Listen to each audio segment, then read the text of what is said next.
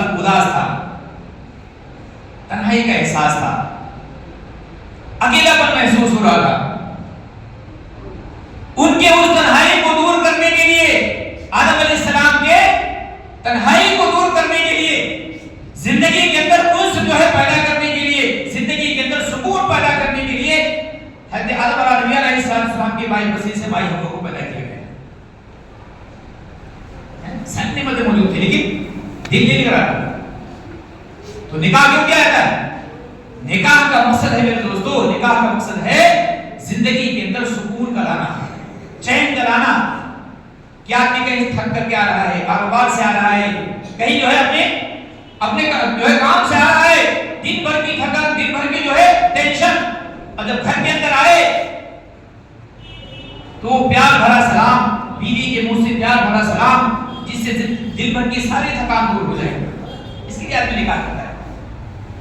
نکاح کس لیے کرتا ہے؟ اس لیے کرتا ہے اپنی نسل کو آگے بڑھانے کے لیے، اپنی نسل کے اندر جو ہے اللہ کے دائی اور شہدائی پیدا کرنے کے لیے فرمایا کہ آدمی نکاح کرتا ہے. لیکن میرے دوستو ساری چیزیں ہوئی اعلیٰ قسم کی، اور اگر نکاح کے بعد اگر سکون زندگی میں نہیں آئے تو کیا ہوگا؟ ابھی دیکھ لو، چل کر کے معاشرے کو ٹٹول لے کہ نکاح ہوتے ہیں شادی جو ہے، نکاح ہوتے ہیں سکون کے لیے، لیکن ہوتا کیا ہے؟ ابھی 10 دن نہیں گزرتا ہے، 20 دن نہیں گزرتا ہے کہ سال ہو جاتا ہے. وہ تو گھر سے تعبیر لے کے آئی تھی، وہ تو پہلے سے بیٹی میں اپنے تعبیر لے کے آئی تھی، وہ تو میرے بیٹے کو اپنے قبضے میں کر لی، وہ تو ایسا ہو گیا، وہ تو ایسا ہو گیا، پھر دنیا بھر کا بکرا چل جاتا ہے. لیکن یہ نہیں سنا جاتا کبھی کہ اس نکاح کے موقع پہ جہاں پہ ایک دو دلوں کی، دو زندگیوں کی ایک نئی شروعات ہو رہی ہے، جہاں پہ دو زندگیوں کی نئی شروعات ہو رہی ہے، جہاں سے ایک نئی زندگی کی شروعات ہو رہی ہے، اس شروعات کے اندر میں نے اللہ کے حکم کو کتنا زندہ رکھا، نبی کے طریقے کتنا میں نے زندہ رکھا ہوں، یہ دیکھا ہے. کبھی اس کے اوپر نظر نہیں کی جاتی.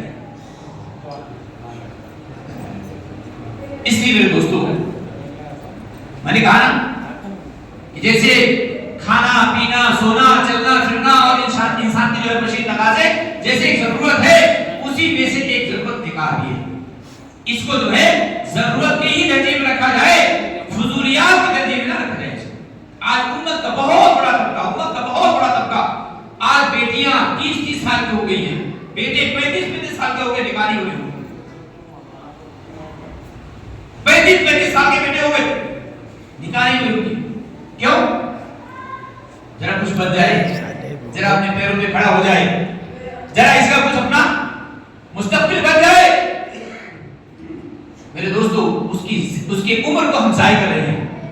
اللہ کے نبی صلی اللہ علیہ وسلم کہتے ہیں اور خلاف کے اندر میرے دوستو برکتیں نہیں آتی، رحمتیں نہیں آتی، اللہ کے جو ہے اللہ کی طرف سے رحمتوں کے فیصلے نہیں آتے. اس لیے ہم کیا کریں؟ ہماری سب سے پہلی فکر ہو جیسے ہمارا بچہ شادی کی عمر کو پہنچ جائے اس کی شادی کر دیں، اس کا نکاح کر دیں. نکاح کر کے ہم اپنے ذمے سے بری ہو جائیں، اپنے ذمے سے بری ہو جائیں. یہاں تک فرمایا کہ والد کا فرمایا کہ وہاں تک اس کا حقوق ہے والد کا بچے کے اوپر، اس کی شادی کی تھے.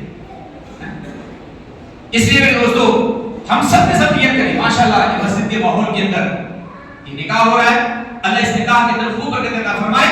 اور جو ہے ہم بھی کوشش کریں.